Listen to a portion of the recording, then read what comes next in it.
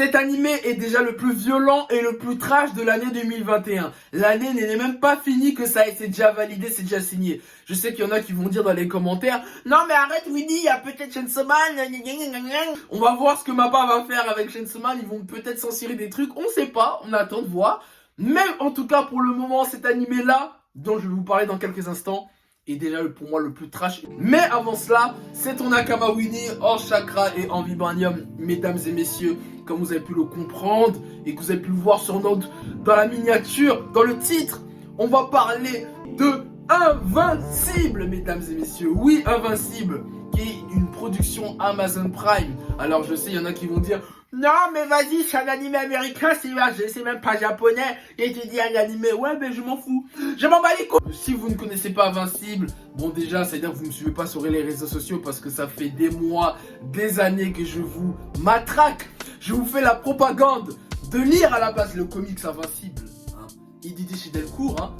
Là c'est par contre c'est la réédition, enfin. Mais sinon à la base il y a aussi les comics de base. Ça c'est les comics Invincible, hein, le format de base, et là ils ont ressorti une réédition. Qu'est-ce que ça raconte Invincible? Invincible c'est tout simplement, si je dois vous faire le speech, déjà faut savoir que c'est par le même créateur que The Walking Dead. Donc The Walking Dead, voilà, gros succès, grosse franchise, même si bon vers la fin c'est parti un peu en cacahuète. Invincible, si je dois vous résumer le truc, c'est déjà une série de super-héros. Mais c'est comme si tu mettais un petit pincé de sel de Superman, du poivre de Spider-Man, tu bouillonnes ça avec la violence de The Walking Dead, voire même Mortal Kombat, et voilà, ça donne Invincible. Déjà rien que ça, c'est bon, là, déjà tu pull up, normalement tu dois te dire, damn, mais c'est quoi ce truc? Je vais regarder, je le mets dans ma watchlist direct, mais vas-y, reste encore dans la vidéo, je vais te donner encore des arguments pour suivre Invincible, cette pépite. Donc l'histoire c'est que tu suis un lycéen qui s'appelle Mark Grayson, qui est un lycéen lambda, hein, tout à fait normal, américain, avec un job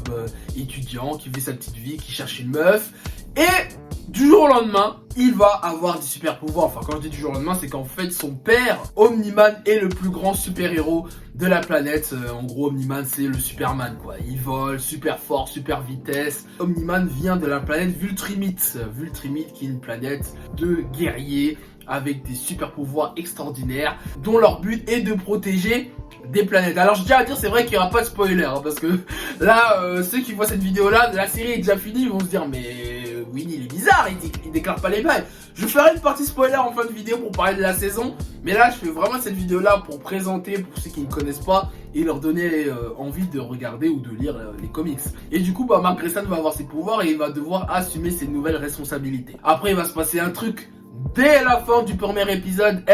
Regarde juste le premier épisode, tu vas tellement péter un câble que tu vas être obligé de continuer. À tous les gens, j'ai dit de regarder. Afro Roshi, que vous connaissez, qui fait des vidéos sur YouTube, je lui ai dit en live sur Twitch, regarde, lis Invincible, tu vas péter un câble. Il était là, si j'achète Invincible, tu vas me rembourser des 30 €, nanani, nanana. J'ai dit, vas-y, tu vas voir. Là, maintenant, il est piqué. Pareil, Nigrito Senpai.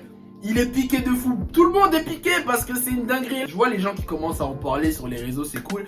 Franchement, Esso, la Ligue des Nakama, Prince NCK, on a ça et là, on commence à gagner la propaganda, mais vraiment, c'est vraiment incroyable et je peux vous le dire clairement. Le comics, pour moi, c'est mon comics de super-héros préféré ever, all time, c'est le GOAT.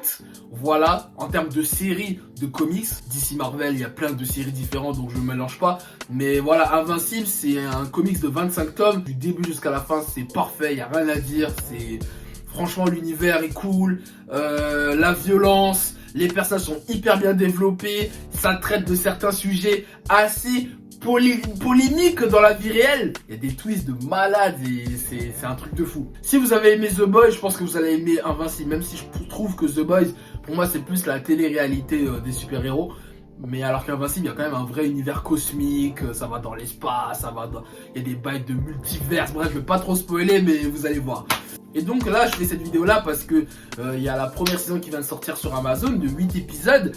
Et moi, j'ai grave validé la série animée. Franchement, je trouve qu'ils ont hyper bien respecté l'essentiel du comics, même s'il y a eu des libertés. Bon, il y a eu des petits changements, par exemple, pour ceux qui ont vu l'animé, Ambre, la meuf du héros, la Mark, voilà, dans les comics, ils ont changé son ethnie raciale. Il y a quelques changements d'orientation sexuelle. Il y a plus de développement de personnages. Par exemple, je trouve que la mère de Mark, par exemple, elle est hyper bien développée dans l'animé, contrairement aux comics où bon elle est là mais sans être là, c'est pas le personnage le plus développé du comics.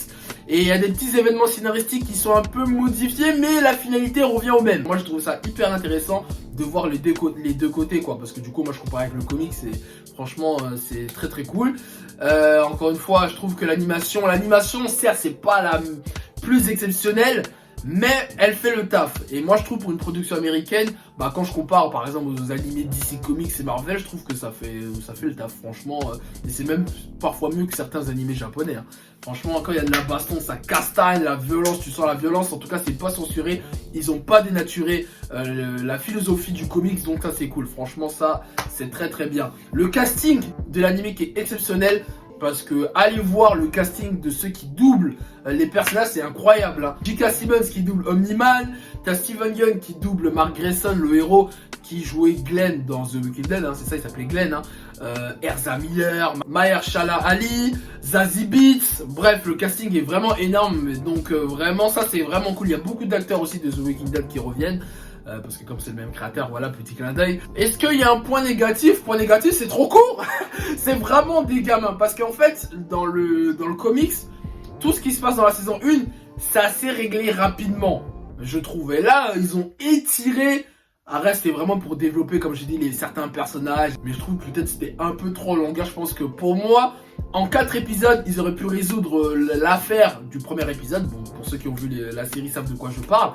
Et puis pour la deuxième partie de la saison, nous faire un truc, partir sur autre chose quoi. Mais là ils ont pris toute la saison pour résoudre cette affaire et ça franchement c'est grave des gamins. Franchement ça vous m'avez énervé Amazon. Mais bon, hormis ça, en soi je trouve qu'il n'y a pas vraiment trop de défauts. À la CGI elle piquait un peu à certains moments. Mais après voilà hein, franchement c'est vraiment de la bonne qualité quoi. Donc voilà, je pense que j'ai tout dit sur la partie sans spoiler. En tout cas vraiment allez regarder Invincible encore une fois. Là c'est que la bande annonce de ce que vous avez vu, vous êtes même pas prêts pour la saison 2, saison 3, ça va être un truc de malade. Vous allez voir les Vultrimites, oh là là, mais vous êtes pas prêts. Mais est-ce que internet est prêt pour ça? Non franchement ça va vraiment être le bordel. Donc vraiment allez voir Invincible. Et si vous pouvez, ceux qui ont pas la patience d'attendre la saison 2, allez lire le comics parce que le comics c'est incroyable, des dessins de folie, des planches magnifiques. Bref, je vais faire une petite partie spoiler quand même, histoire de un peu raconter les bails de la série. Donc si tu n'as pas vu la série, arrête-toi là et sinon bah tu peux continuer pour ceux qui ont vu la partie spoiler, hein. C'est parti.